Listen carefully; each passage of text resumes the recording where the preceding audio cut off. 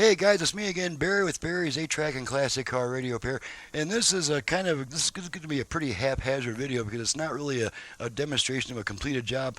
This is you probably know this is a Quatron slash Telex 12 tape cartridge changer. Now this one actually is an original Quatron before Telex bought them out, so this one has no relation to Telex at all. This is an original Quatron. They tend to be much worse than the later Telex versions simply because they're older and they've been sitting around longer, neglected more and gathering more dust. But the main issue on this one is the main reason I'm making this video is because I have to prove to the customer that the original head was bad. So I'm going to have to charge them a little bit more. Since I'm going to do that, I think it's probably a good idea to let the guy know that I've got the machine working, basically. Now the amplifier is still bad. I still need to work on the amplifier. That's why I've got this section all laid out. This is where the control panel originally is. So I've got that laid out so I can get to the mechanicals and eventually service the amplifier. The preamp is still good, so we can get output through both sides for demonstration purposes. So let's just go ahead and turn this thing on.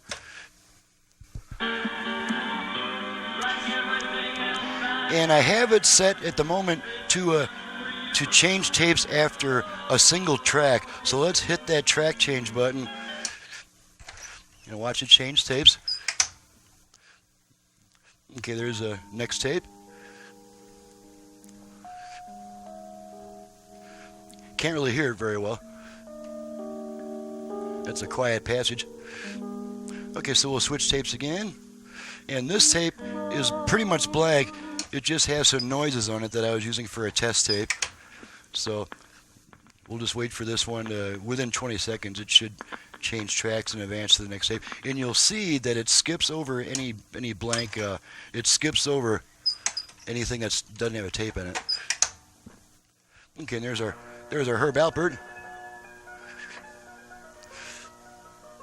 and I still need to do some perfecting on the mechanicals, but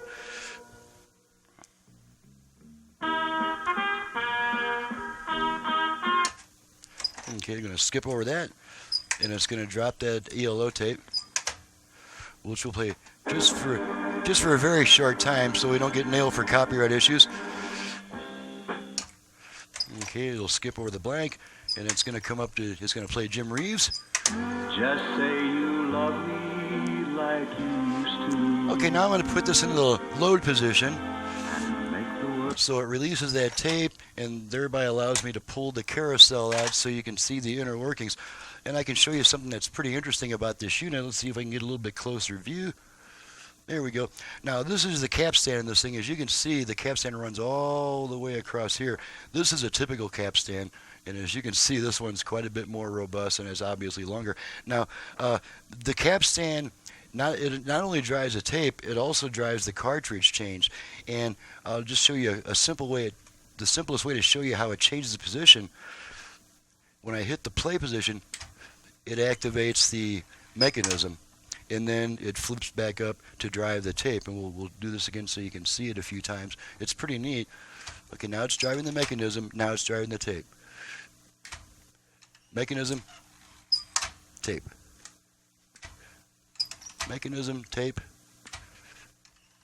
Mechanism, tape. So that's how it shifts between driving the mechanism and operating the tape. Now we're going to go to the real meat of the matter here. This is the head that I installed. Now the original head is a really weird head. It's a one of a kind, and it has a rear screw mount. Now there's no way you're going to find this exact head anywhere except out of another unit. So what I had to do is I had to file a larger rectangular hole in this head mount bracket to allow for the terminals in the wiring. So now, just to prove that this head is bad, we're going to do a little quick testing here.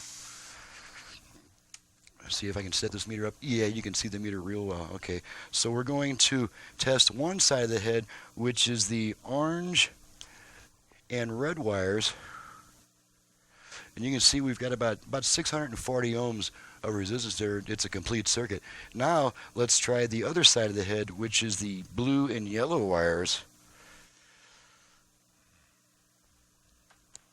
Okay, so hook up our red and our negative, and as you can see, we're not getting any continuity at all on that one side of the head. It's just completely disconnected inside. There's nothing you can do about it.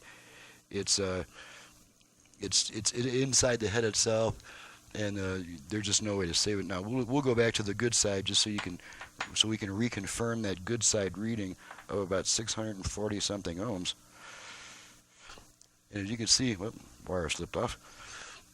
So you can see that side's good, the other side's bad. So that was the main purpose of the video, because I need to, in order to justify charging this customer more, and it is stated in my terms and conditions that the customer signs that head replacement is a possibility and it's not covered in my flat rates. But it's only ethical to, if there's a way to do it, to prove to the customer through this video that this head is indeed bad, and that I've got the machine pretty well working. It's not nearly ready yet. It's probably going to be a couple more months before I'm ready to really release this thing, because it's still inconsistent. These things take a lot of babysitting and a lot of coaxing. Very seldom are you going to find a bad mechanical part in these things. They're built like a Sherman tank, but there is wear that you have to compensate for. You have to make some readjustments and sometimes make a few changes to compensate for wear. So that's the main purpose of this video, was to prove to the customer that it's got a bad head and I need to charge him some more money, and kind of wanted to show the interesting way this machine operates, how the capstan shifts between driving the carousel to the next tape and playing the actual tape that's up at the moment. So that was the main purpose of the video, and hope you guys get a little bit of interest out of it. I'm Barry with Barry's 8-Track and Classic Car Radio Repair, and a future video will show this machine all put back together and operating properly before shipment. But for right now, it's just to show the customer why I have to charge them for a replacement head. So thanks so much for watching, listening. My phone number is 928-533-9666. This is for paying, repair, or conversion customers only. This is not a number to call if you're looking for a belt or a part, or how to fix that $5 yard sale fine that you don't want to put any more money into. That's not why I'm here. This is my livelihood. This is what pays my bills. I don't give it out for free to anyone. Professional service is available, and there are plenty of hobbyists who like to show off their knowledge on YouTube, and let them show you how to fix your machine if you can find that video. But my videos are mainly for promotional purposes and for performance verification to customers who have paid for my services and thus deserve to know that their machine was operating perfectly when it left my shop. So my website's in the description below. Thanks again for watching and listening. We'll see you guys next time.